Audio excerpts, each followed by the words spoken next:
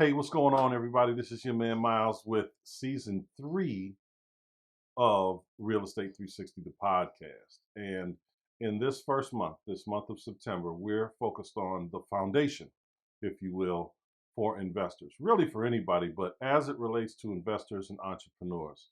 This month in particular, the foundation block or the cornerstone, one might say, that we're discussing is insurance and how it plays into your life. And today we've got an insurance and investment specialist with us. Her name is Nia Imani. All right. And we're going to have a real conversation about insurance and entrepreneurialism and the pitfalls, the ups, the downs, the good, the ugly, all that great stuff. And we're going to do that right after the intro. We'll be right back.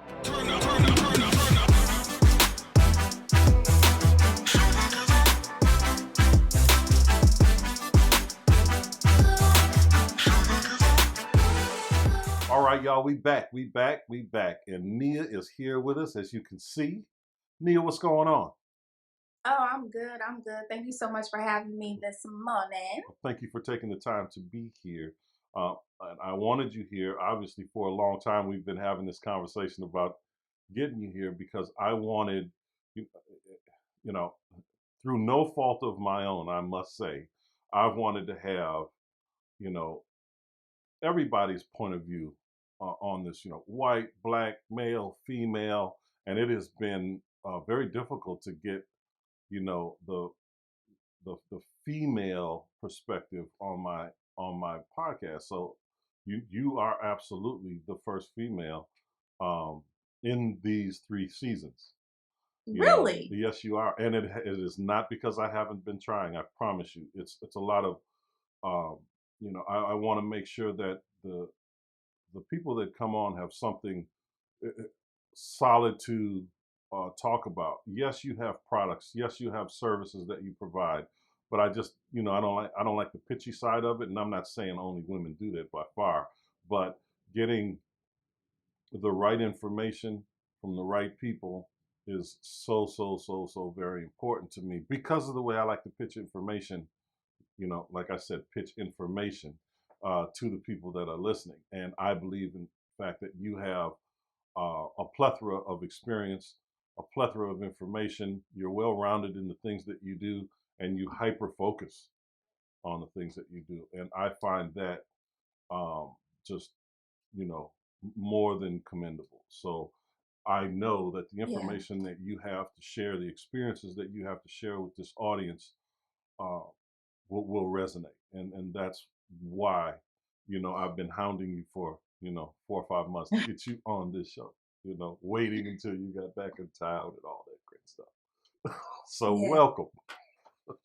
Thank you. Thank Welcome. you. Now, let's dig right into this. You are absolutely an entrepreneur. You're originally from California, right? Yes, I'm originally from Stockton, California, which is a small town. Many people have not heard about it because it's you blink and it's over. Yeah, yeah. Now I've heard about Stockton. That was before the Great Recession. We had a lot of clients from Stockton, California. I don't know, exactly why, because I mean we marketed all around the country, but Stockton, California, well, between Stockton and San Diego, believe it or not, was our largest California representation in our investment pool. But I mean, Stockton was. I mean, I remember real estate values just going through the roof out there for such a small city. I mean, they were bananas prior to 2008. I'd say between '05 and just before the crash in '08. I mean, there were home values there. I mean, your average home was $600,000 out Yeah. there. It was crazy. Well, we were the foreclosure capital of the world. Hmm. So around that time, there was a lot going on, and I believe it was because of the quick spike in values, and then people were cash out refinancing and getting over leverage. So when the market dropped, a lot of people lost their properties. Yeah, and it's just one of those things that kind of happened. It happened through that time period to a lot of people all around the country, all around the world. It was a wicked time. But since then, in the 14 years since then, that rebuilding period was probably the first 3, 4 years, probably 3 years. We all had our ups and downs. We all went through, a restructuring process through these past 14 years. And truly the way that we did business changed. I mean, Yes. it changed forever. Even through COVID, the way we do business now has even been modified. Look at what's happening in the Hmm. workplace. Look at the things that people focus on. Look at I mean, every aspect of our lives today. And us as entrepreneurs have to find a way to adapt to these kinds of things because, you just get left behind. And if there's Yeah. anything that COVID, I think, has shown us, is that life is fragile in every way, right? People were Hmm. passing away through COVID related illnesses. However, one classifies that, there's no denying that people were passing away at a very, very rapid rate after having contracted, COVID, right?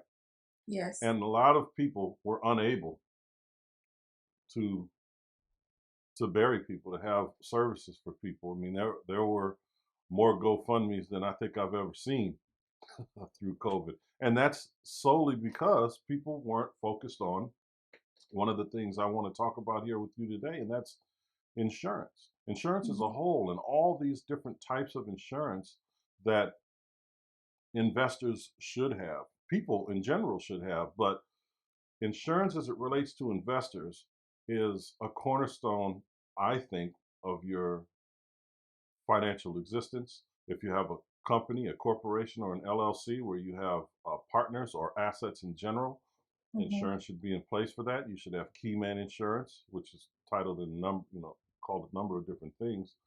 If you have partners, I mean, I know for sure that there was a situation that, and I want you to speak on this if you don't mind. There was a situation, someone I know who was in a partnership with someone, and that one of the partner passed away, Hmm. and they had their operating agreement in place that says, that the the living member can buy out the family.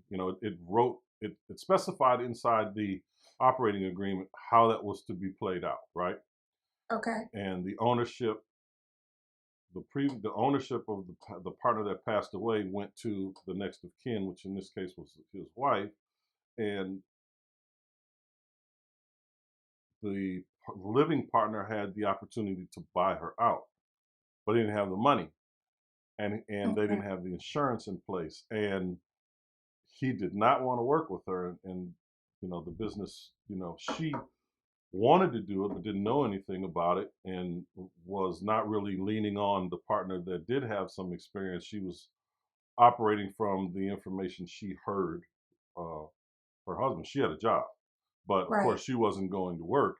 So she said, "All right, well, I'm going to operate this business. This business is taking care of our lifestyle for real. So I'm just Hmm. going to do that." But she didn't know anything about it, and they wound up losing things because the living partner did not have the liquidity to buy her out. What are your thoughts on a situation like that? The first thing is definitely know who you're doing business with, and not just a primary person, but the family. Because in the event that something like that was to happen, you have to consider all costs, right? Not Mm, just the monetary costs, but the mental costs of having to deal with people that you may not necessarily get along with. And even in the operating agreement, going the extra mile, and I know this may seem excessive, is to even determine how that will happen.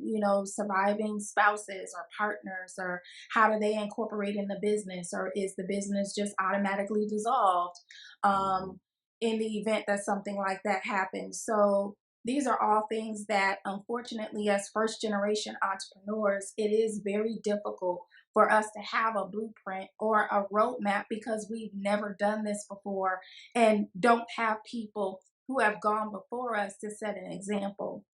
So the first thing that I would say is really, really, really consider the people that you're doing business with, and then also if anything was to happen to that person, what is the exiting clause in regards to those circumstances. Absolutely. And just to reiterate, what kinds of insurances would a person going into a partnership like this be looking at acquiring? Not to mention prices or anything like that, because that's always going to vary, right? And Hmm. some people, depending on their health, they're not going to be able to get it anyway. All right. Right. So there are different things that they'd have to put in place. But what do they what do they look for someone who doesn't know? I mean, they're hearing this for the first time and they're saying, well, I'm just going to call up my State Farm agent. you Right. know, what are what do they need to do? What are they looking for? Well, specifically, you had mentioned one of the key things for partnerships, which works really well, is the key man policy, right? So that will work out in the case that something was to happen to either one of the business partners, and then that policy will kick in and put in place, different parameters that will unfold in regards to the agreement of that key man policy. That is not culturally something that we typically are a part of or engage in, Mhm. but it is one of those primary products that will really kind of eliminate some of the pressure off of the business in the event that there was something that happened to either one of the partners. So I would suggest keep a key man policy first and foremost, and then also um, a term life policy with living benefits. So this is not necessarily in the event that someone passed, but heart attacks, strokes, cancers are very prevalent in our community. So you really want to be mindful of, you know, um, if anyone had a heart attack, stroke, cancer, that policy will kick into place, and then you won't be pulling profits from the business to support that person while they're in the process of recovery. So there's a lot of different spin life insurance, but I think the key man policy and then term life with living benefits is also one that's really high up there. And of course, whole life, we all know that. But just to kind of have, you know, two birds in the hand or what have you, however you want to reference that. So I think that those will be good suggestions and solutions for business owners. So I didn't know. I mean, term life is something that one could, and I know that's a more affordable option for sure. And Absolutely. it's still a policy that you can build on. You start where you're at, and then as you make more money, you get additional policies, right? You increase your coverage. If someone had like $100,000, $200,000 policy, the living benefits pays out up to sometimes 80% of that policy, of the value of that policy.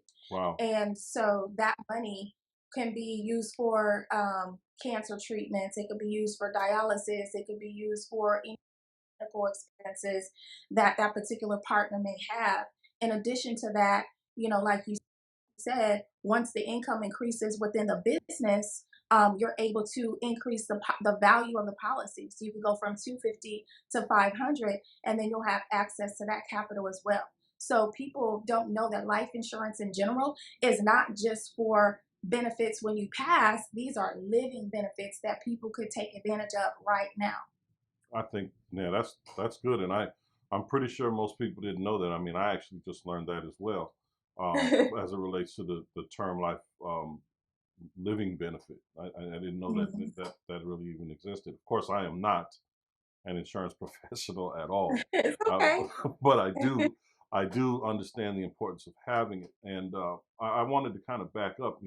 Growing up at the time in which we grew up, I think we have a generation, our generation, which kind of lost sight of insurance at all.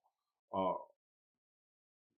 when I was growing up, grandmothers would get insurance on their grandchildren. You know, if for Mhm. nothing more than just the burial insurance, right? The final expenses. ten or $15,000 Yeah. policy, and you had insurance salesmen that would walk through neighborhoods, going door to door, Mhm. selling these 10, 15, $20,000 policies. And you know, my parents, it was my grandparents that did those things. My parents didn't even think about that, right? They didn't even think Yeah. about it until they got older. And now we, as you mentioned before, I mean, we are this generation is more entrepreneurial than I think any generation before it. Um, we, as a culture, have carved out an enormous amount of wealth for ourselves, and that's really been typical in the black community for a long time. I remember a study being done, and Ebony had put that this was in the 50s, early late Mhm. 50s, early 60s, when the thought process about the back then the Negro community that they didn't have money to spend was absolutely not the case, but it was always what they spent the money on. And once that study came out, marketing efforts changed. Everything changed, right? Or at least it started to change. Companies that wouldn't market to the black community started to market to the black community. Just all kind of different things started to roll financially at that point in time, which I'm pretty sure was one of the biggest reasons, economically speaking, that we saw such significant change over the course of the next 10 years in that particular place. Well, now, since I'd say the early 90s, what we call the golden era of hip hop, Mhm. there has been such wealth amassed on this side of the equation that it has to learn, we have to learn how to protect it. And these processes that we're talking about are protecting it. And the common misconception that a lot of people have, especially when we talk about infinite banking, because everybody that hears about it's like, yeah, I want to do that. But it depends on who they're hearing it from. Because if you hear it from, there are some companies that are only focused on people that have a certain net worth, period. And they search for that, they market to those people, and they go there. But the reality of it is, if you've got an extra two, three, $400 a month, you can get one of these policies right now. Am I correct? Yeah. So a couple things to unpack with the whole infinite banking thing. I think there's a huge misconception going around in the industry right now because a lot of professionals, unfortunately, are presenting the product as like this miracle manifestation of Hmm. money. You just get up infinite banking and you're going to be automatically wealthy. And that's not true. You do have to sow seeds into it in order to reap the benefit of the cash accumulation. And you do not have to start at a very high amount. That's another misconception. And that's being told simply because it's a benefit for the professional. I mean, we get paid very well in this industry, and the more people put in, the more, which is not necessarily completely serving the culture in its most authentic way. Because, like you said, you can get somebody to start even at $100, $200, $500. It's a staggered amount that you can even change over time as your income changes, as your um, finances grow, as your circumstances grow. You can grow into that policy, and then it really become, something that's huge and beneficial for you and your family. Because at the end of the day, you want to take advantage of the cash accumulation um, benefits of it, right? Hmm. But you also want to be modest in your contribution because sometimes people get in over their heads. I was at a party this weekend, and a gentleman, real estate investor, pulled me to the side, and he's like, "Hey sis, what you been doing? Haven't seen you, blah blah blah." So I was like, "Yeah, I have a insurance agency and everything now." And he was like, "Well, tell me the details on this, infinite banking," because he had put some money in for himself, and then he put money in for his children. And he was like, "Am I wasting my money?" So I just quickly explained to him that it takes time. You have to allow the policy to mature and for the cash to accumulate over years.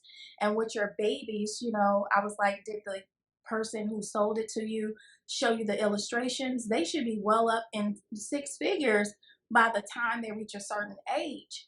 And this is how we create trust fund babies, right? Hmm. Hmm. Um, and there has been a lost art of preservation of our legacy. Right. So even back in the days, using real estate as an example, because you and I are both in the industry, even grandma and them bought land. They Hmm. bought houses. People inherited different things. When the 2090s era came about, that kind of went by the wayside because I've always been into building generational wealth and leaving a legacy, even before I knew what it was, 90s, 2000s, just intuitively. However, I'm a young grandmother, and so not a lot of women, coming up in my era that have grandchildren are even thinking about themselves, let alone building a legacy. So they're not buying property. They're not buying land. They're not getting life insurance. They're not even teaching their children these methodologies so that they could pass it on to their children. So it's just a lot, Yeah. and Yeah. my goal is to bring not just the trend of the education, because this has been a lifestyle for me for over 20 years, is the reality of making a legacy real, living a legacy lifestyle, not just being a part of the trends, the fads, the conversations, but actually doing the work in Mm. order to make it happen. Mm. So, I know that was a lot, but you had mentioned a lot, so I just kind of wanted to cover the culture, our history, Yeah. um, the things that we can do, the possibilities with infinite banking, how important it is, but you also got to be realistic because, like I said, people are thinking, it's just going to be like this miracle money overnight. They're millionaires when it doesn't quite work that way. You have to Right. sow a seed and then you reap the harvest. That's exactly right. And, you know, I think that is obviously one of the most profound aspects of it because if you're looking at social media, that's how they pitch it on social media, right? Hmm. Anything to get the butts in the seats, right? So, Right. but you're 1,000% correct. High net worth individuals can go in there and they can drop, 100,000 a year, quarter million a year, whatever that number is a year that they want to put into there and grow it. That is also an insurance that can be built upon, right? You can have, um, you know, all kind of, the education stuff you can have put in there for the children. You can have, um, I can't remember what they call it, but it's like late care for yourself, right? Oh, long-term care. Long-term care. That's it. Long-term care. You can have this coupled with um, trust, different kinds of trusts this product can be put in because as you mentioned, having generational wealth play out, I like to make the reference to the Rockefeller method as this that is what this it's not what it's called, but it's the most prevalent example that any of us can actually look at and see. We're all familiar with the Rockefellers and the Rockefeller Center and the Rockettes and all these things that are from John D. Rockefeller, what he put in place. And of course, we know that he was one of the on from that era, those people that made the men who made America, that thing. He's, one of the only ones, or his family is one of the only ones that stood up. But that's only because of the methods that we're discussing right now, coupled with trusts that were put in place to Yeah. create, this financial behemoth over the course of the last 150 years almost, right? And there's no sign of that um, uh, slowing down at all because of the way he's divvied up the money or had it divvied up over time. And the trustees are simply following the rules and regulations in which he and his attorneys put in place, 120 years ago, 130 years ago, when he actually put that thing in place. And Hmm. you're so correct You know, putting away, let's just call it $5,000, $6,000 a year into this. Yes, if you have the right product, you're going to be earning, I don't know, 5, maybe 6% a year. And you'll have some investors, you know, that will sit back and say, "Oh man, we can get you more money than that. You don't have to." Yeah, but you're not going to give me the safety that this is. You're not going to give me the long term thing that this is going to give me, the benefit long term that this is. I'm not going to be very. I'm not going to be, in 2, 3, 5 years when I want to borrow against it. It's going to be more. I still have to go over here and fill out applications and do all this other stuff. Whereas here, all I have to do is wave this piece of paper in front of the banker because it's guaranteed money, right? I don't Hmm. even have to necessarily pay myself back if I don't want to, but I can. Right. Um, Right. and all these things are great. I also wanted to go back and mention, you had said something about what mothers and grandmothers did back in the day. Hmm. You focus a lot, in your company, Fabulous Life International, on educating women and women and of all ages, young mothers, grandmothers, single mothers, women that aren't mothers at all. I mean, just women on all levels. And forgive me if I'm wrong, because I know you work with everybody, but you focus, I believe, on educating women on these things from wherever they're at. Right? You're not pushing a product or a service, but from wherever they are is where you start with them individually Yeah. and then grow them from there. Is that correct? Absolutely. And sometimes that starts with the heart. Sometimes that starts with the mind. Mm, Sometimes that starts with the vision, because a lot of times as women, we have all these huge goals and dreams and things that we want to accomplish, but we also have, sometimes a past that has not allowed us to necessarily operate at a certain level. And so our mission is to teach women how to build generational wealth by elevating her higher self, because at the end of the day, you got to know who you are. You got to know what you stand for. You got to know your value. You have to know your purpose of what you're called to do in this world on behalf of yourself and on behalf of your children. And if you don't know where to start, our goal is to help you kind of create a customized blueprint to get you from where you are to where you want to be. And so once you actually come into the community, and then that's when we are able to do a success strategy session and pretty much see, what is going to resonate with you the most. Is it mindset wellness? Is it vision manifestation? Is it legacy planning?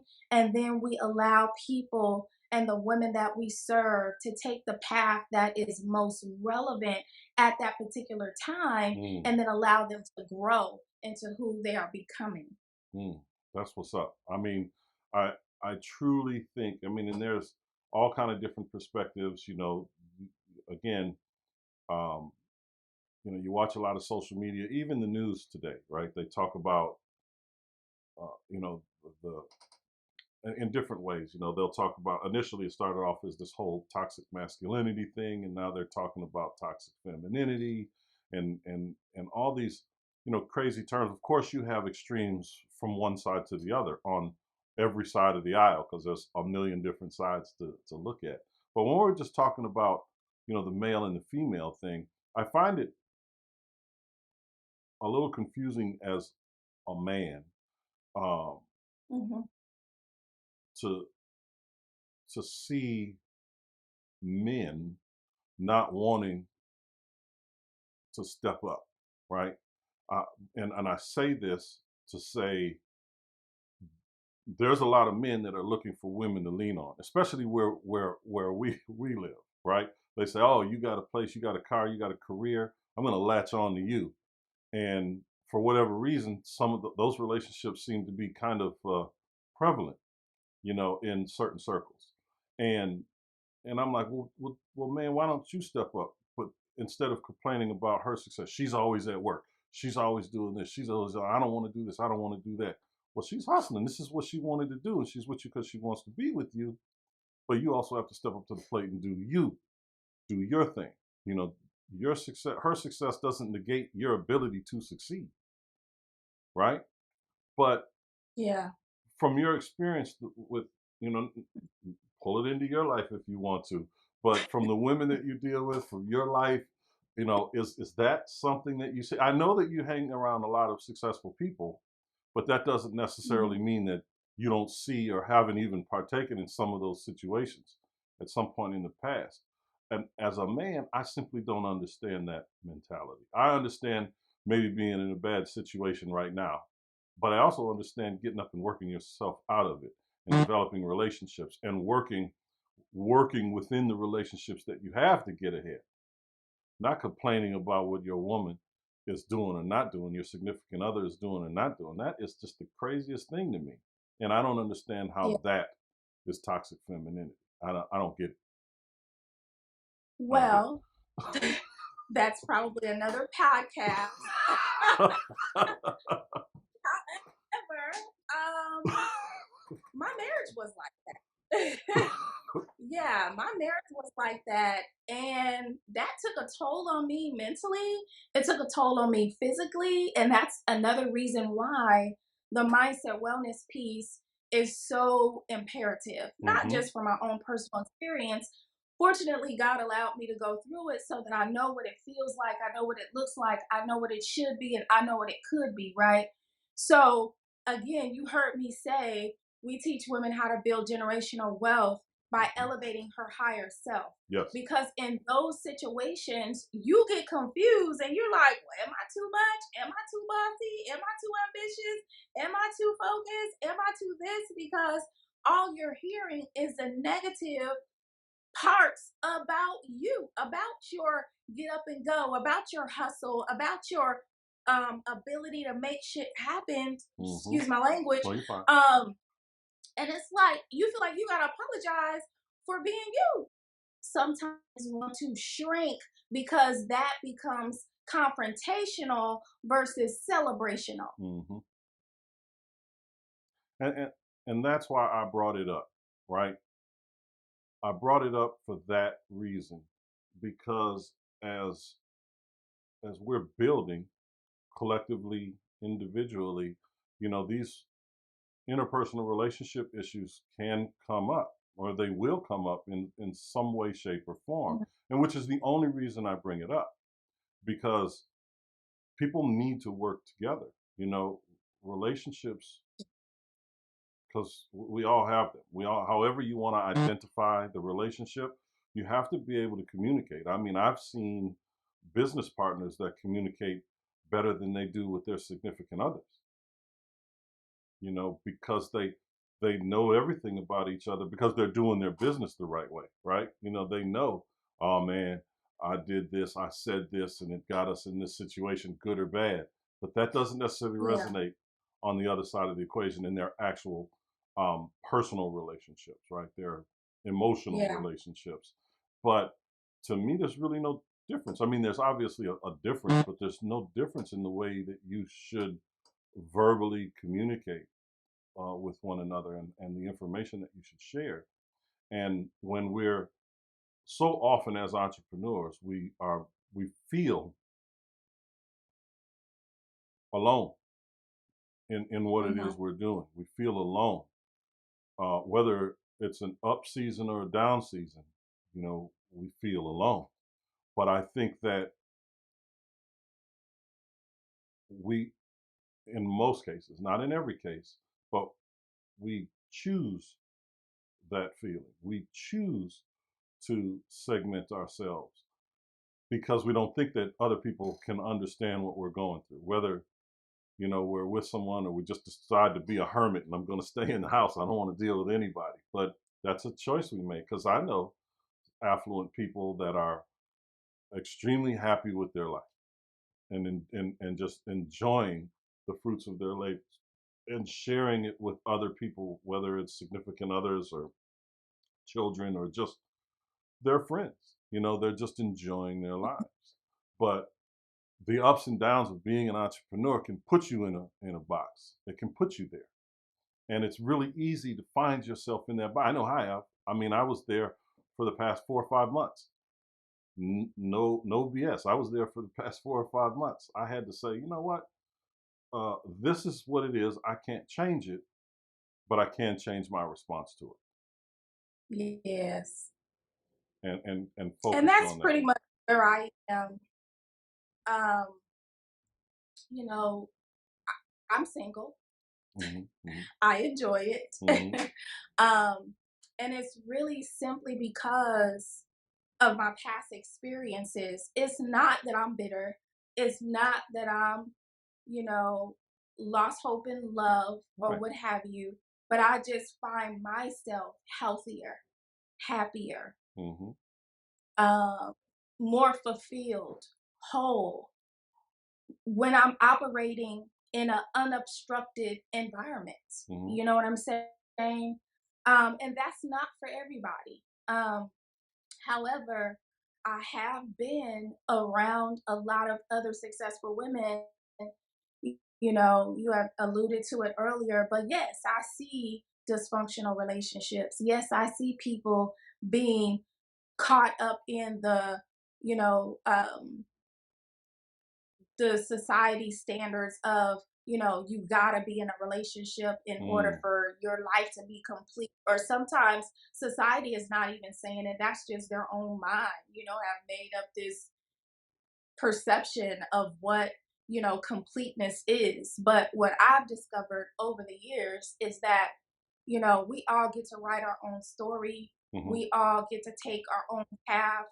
Um, and that path has to be most meaningful for you, and if you look back at your previous experiences with relationships, at some point you got to say, okay, let me do something different so that I can, just kind of continue this growth mindset that I have. And we got to understand, I did a reel about this the other day, and I asked the question, is your bloodline behind? Mm. And it's so relative in regards to this conversation with you because we're talking about life insurance. We're talking about building generational wealth. We're talking about leaving a legacy for our family.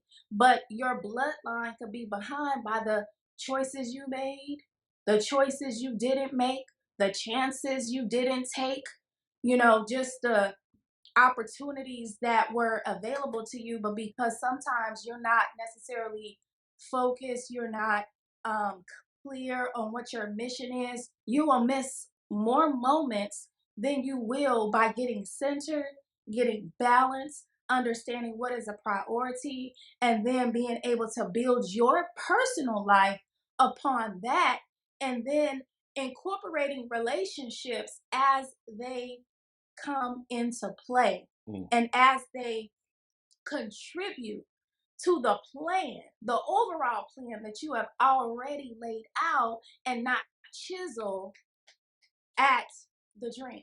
Mm. Because some people do that. And you got to be able to create the boundaries to say, not on my watch, not today. Maybe 20 years ago, 15 years ago, 10 years ago, hell, maybe even 10 months ago, but not today. Mm. You know what I Because just think you my did? bloodline is already behind. You know what I think you just did? Huh?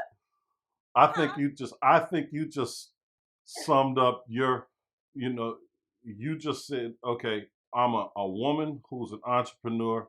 Here's here's my journey and here's my realization. I think that's what you just said to Yeah, me. Yeah. exactly. And it was a long, hard road. You know me personally. Yeah. You know I've been through it all. You Yeah. know what I'm saying?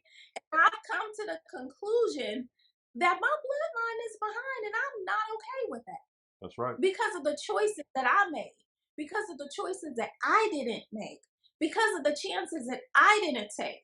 So I'm holding myself 1,000% accountable. Actually, I have a family meeting with my children today. We have a family meeting every Tuesday Hmm. to get them on track to where they need to be. Because Hmm. I do understand in our first meeting, I apologize to my children for the things that I did or Mm. didn't do to contribute to paving the way for them, because that's exactly what we need to be like really mindful of, that everything that we're doing right now is going to be a seed of greatness, or it's going to be a rock of emptiness. And I'd rather be planting seeds of greatness.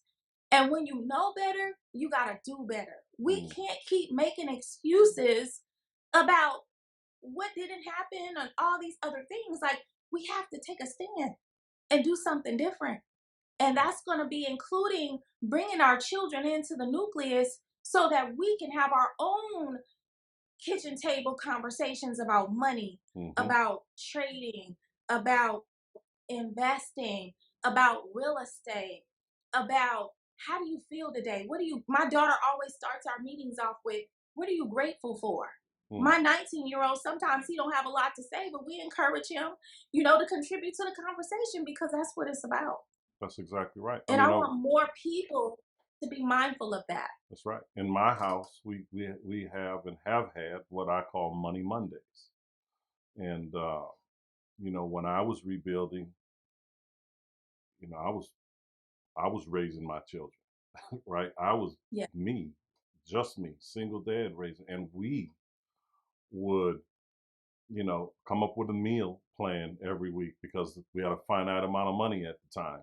We would go out together and hand out flyers, knocking on doors, handing out the flyers to buy the houses. So when people today say that I spoil my children, I'm like, no, they earned that. They earned all of this Mhm. because Mhm. if it wasn't for their help, if it wasn't for how we communicated with one another, Yeah. I don't know what that path looks like, right?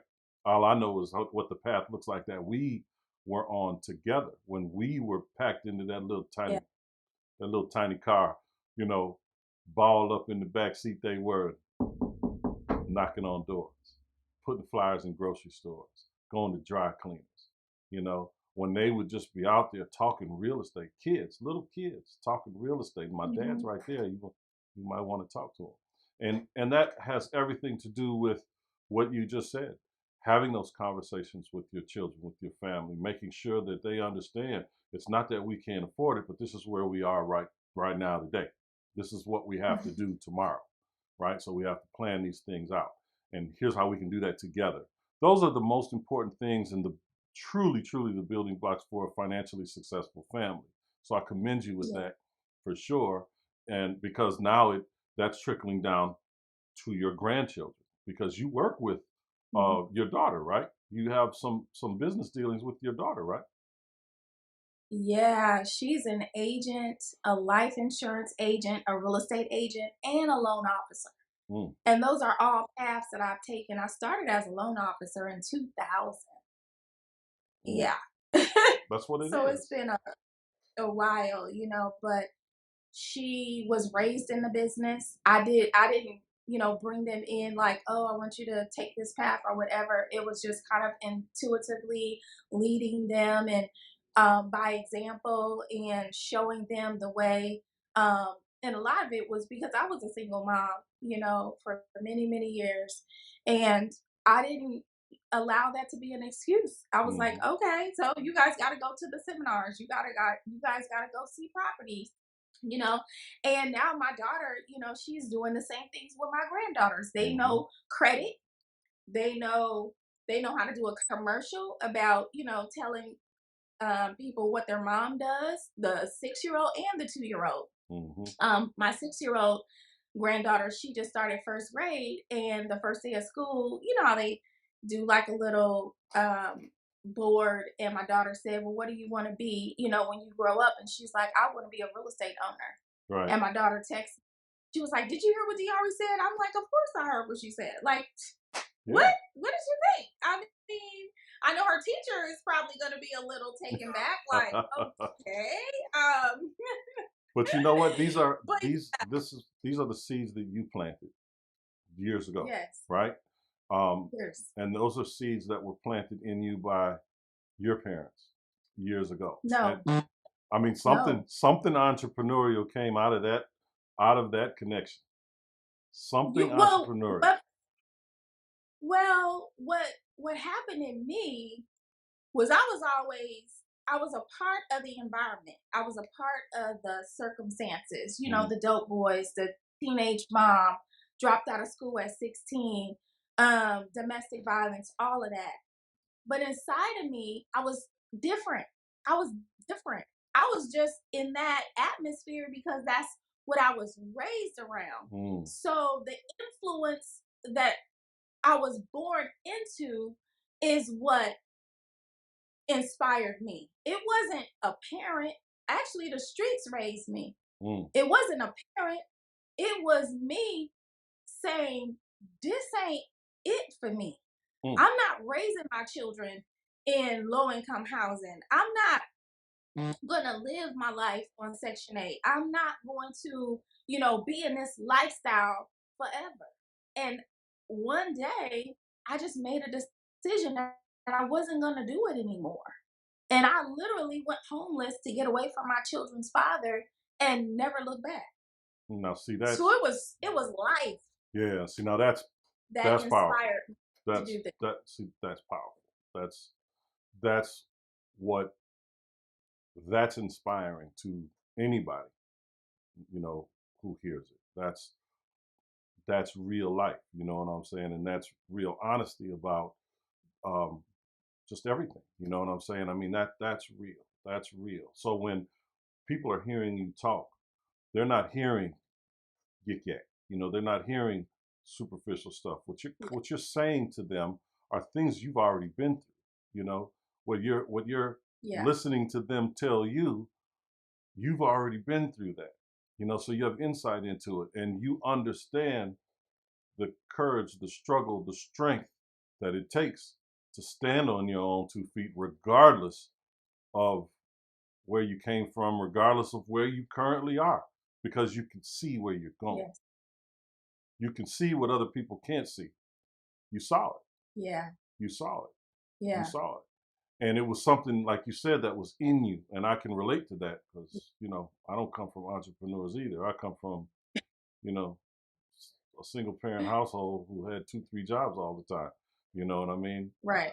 But um, I just, you know, every time I talk to you and we get into a deeper conversation, I learn more and more about you. And that is truly an inspiring situation. I can't even, you know, I will be making shorts out of that for sure. So, you know, we're going to make sure that these things get shared because I think that people need to truly understand not only how we're talking about entrepreneurialism and and insurance as it relates to that, these cornerstones, but what you're touching on is the belief in yourself that goes further than your current understanding of yourself. Yeah. And that Absolutely. is divine. You know, that is nothing but divinity. I don't care how you categorize it, that's divinity, you know. Yeah. There is no explanation for it because everything did not align for me to become who I am. It was the complete opposite. Hmm. The complete opposite. And so, you know, I don't think people really understand that about me because I don't really talk a lot about where the vision comes from. And I used to when I first started, but I haven't lately, Hmm. but I feel like it's so important because like I said, so many of my counterparts are coming from a place of jumping on a trend or motivated by the money. And of course, we all want to build wealth. We all want to be successfully um, you know, stable financially, right? But at the end of the day, you got to be able to relate to the pain of the people and then also incorporate the purpose and the prosperity aspect of it as it breaks chains for real, not just because it's in a song. Like you gotta be intentional about, because this chain that was on me could easily have been passed down to my children. And so one of the things that I say when I teach, I'm committed to breaking chains of poverty, prison, and pain.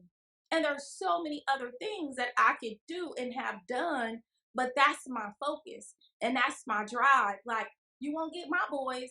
You won't get my daughter. Mm. Like, if nobody told me, that doesn't give me an excuse not to tell them. And I believe that a lot of people are resting on adults our age and in our generation about what they don't know. It does not matter. Seek the information, ask questions, um, listen to podcasts, so that you can be knowledgeable about the information that you want to teach to your children. Because at the end of the day, I want to be like the old school era. I've lived for moments to put myself in position where my grandchildren will be like, you know what? Love, she was a legend. Mm. She made sure we had knowledge. She made sure we had property. She made sure we had an inheritance. Like, that's what I live for. And that's what I'm determined to do. Hmm. So, even being invited as a guest on the show, yeah, it's about life insurance, but it's also about living a legacy lifestyle. Yes. And what the life insurance represents. Life insurance represents opportunity.